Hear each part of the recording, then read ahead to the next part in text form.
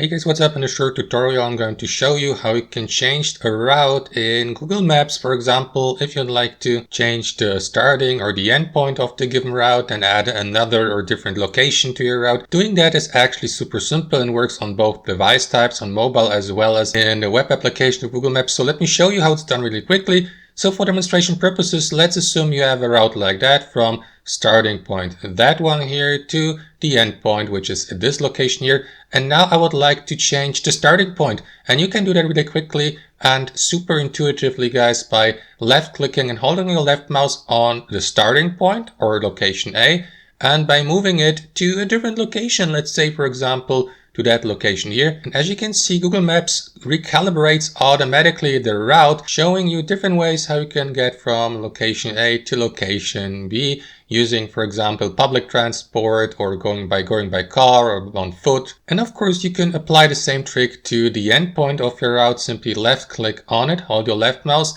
and move the pin to another location, like let's say to that location here. And there you go, that's your new custom route. And that's all the magic behind this. Thanks for watching and have a fantastic day.